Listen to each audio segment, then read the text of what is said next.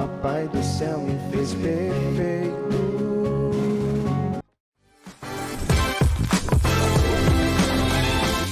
Olá para você que acompanha aqui o Santo Café. Hoje estamos aqui com a Sara Sabará. Bem-vinda, Sara. Obrigada pelo seu aceite aqui no nosso Santo Café, no Santo Talk. Imagina, que alegria estar aqui com vocês. Olá, pessoas, Deus abençoe. E Sara, conta um pouco pra gente das suas origens. Na verdade, primeiro a gente sempre começa com a seguinte pergunta: qual o seu santo de devoção? Santa Teresinha do Menino... Eu tenho vários, tá? Santa Teresinha do Menino Jesus, São João Paulo II e São José. Ah, que legal, bacana. E você pode contar pra gente um pouco da sua história, das suas origens, por exemplo, paróquia, cidade? Sim, vamos lá. Bem, eu sou natural de São José dos Campos, que é uma cidade do Vale do Paraíba, mas eu sempre morei em Cachoeira Paulista, né, a sede da Canção Nova, desde que eu tinha 1 ano e meio, mais ou menos. Meu pai, ele foi da comunidade Canção Nova quando ele era solteiro, da comunidade Vida. Depois saiu por um tempo, conheceu minha mãe, se casaram e entraram na comunidade. Eu fui criada aqui em Cachoeira, mas eu sempre estive mais ligada à Canção Nova, né? Não à vida paroquial. Então a Canção Nova tem uma escola chamada Instituto Canção Nova, onde lá era a minha paróquia, né? Vamos dizer. Então eu fui cantando lá nas missas do Instituto com as crianças. Então a gente chegou a ter um contato com a paróquia no centro da cidade por um tempo, quando a gente morava mais pra lá. Depois meus pais entraram na comunidade também, a gente se aproximou bastante da realidade da vida comunitária, né?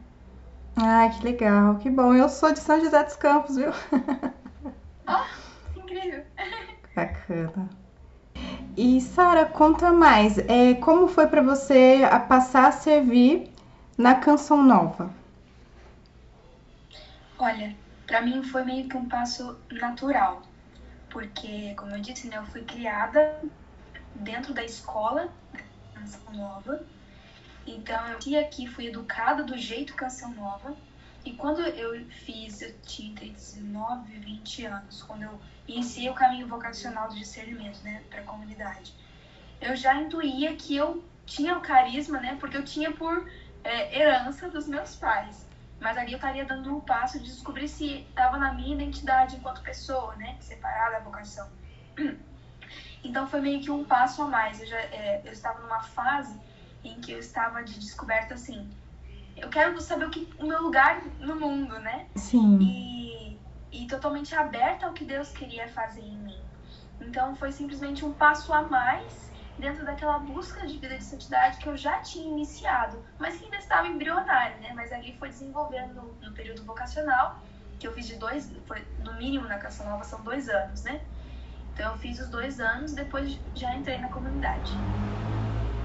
E você fez o discernimento vocacional para celibatário? Não, na Canção Nova a gente faz o discernimento para ver se você é Canção Nova. Certo.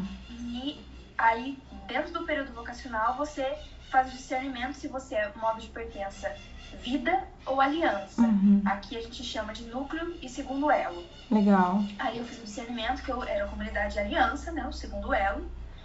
Entrei na comunidade, mas meio que misturado, né? Deus vai mexendo no que é a nossa vocação enquanto realmente estado de vida.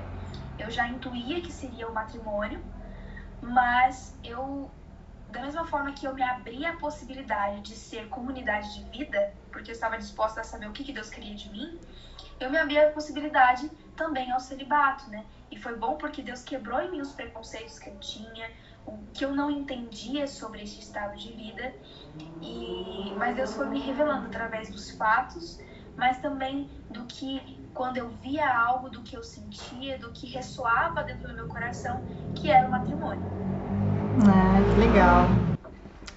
E você chegou a ter alguma experiência com o Senhor Jonas? Sim. Meus pais me contam, né, que ele já me pegou no colo e tal, quando eu era criança, mas isso aí eu não lembro, né? Mas depois que meus pais entraram na comunidade, teve um tempo, acho que foi no aniversário de 80 anos do padre, se eu não me engano. Nós fomos chamados de grupos em grupos para ir na casa do padre para rezar o terço com ele. Que bacana. E aí o grupo formativo dos meus pais foi, e lógico, e as suas famílias, né? E aí lá, na hora que, depois que acabou o terço, nós fomos nos despedir dele, da Luzia e do Eto, ele me abraçou e falou assim: e você, é canção nova? E na hora eu fiquei meio impactada, né? Porque eu era adolescente. Deveria ter o quê? Uns 15, 14 anos, não sei, não lembro. E aí eu falei assim, né? Tentando disfarçar ou dar um migué. Eu falei, sou, padre, eu sou através do Instituto Canção Nova. Mentira, eu já estava na faculdade. Mas eu fui através do Instituto, da faculdade, da Companhia de Artes e todas as áreas, as obras sociais que a gente tem aqui na Canção Nova, eu fazia parte. Eu fui dizendo que eu era Canção Nova daquele jeito, né? E ele me deu um sorriso como se fosse de um pai orgulhoso, sabe? De ver que aquilo no qual ele planejou, no qual ele fez, tinha uma filha que estava gozando de todo aquele bem que ele construiu, né? Só que mal ele sabia que depois aquilo ia ressoar no meu coração, fazendo com que eu quisesse dar algo a mais, né? Ser Canção Nova de uma forma diferente, realmente no papel e no coração, né? Sim, foi um chamado para você ali se despertar, né? Exatamente. E teve também uma outra experiência, que essas são as duas que, por enquanto, quando me perguntam, são as que eu me lembro, né? No vocacional, no penúltimo encontro que a gente teve, normalmente o padre ele ia no último, mas no meu ano ele foi no penúltimo. E aí, quando ele foi celebrar a missa, passou pelo corredor central e eu estava no corredor, na beiradinha. E como ele já me conhecia, né, até mesmo por causa dos meus pais e tal, ele parou assim, olhou pra mim e falou, e brincou comigo, que o padre sempre foi muito de brincar. E ele falou assim: ei, criança não pode entrar aqui não. Porque ele já sabia que eu fazia parte do peitinho da criança e tal. E ali no processo que eu estava vivendo, né, foi muito forte, até mesmo com o meu processo com a evangelização infantil. E aí eu vi mais uma vez, né, aí Deus me chamando e confirmando o meu chamado. Ah, que bênção. E, Sara, qual é a mensagem que você deixa para essas pessoas que fazem esse trabalho de ser pescadores de homens, de estar ali lançando a rede para essas pessoas em forma de evangelização?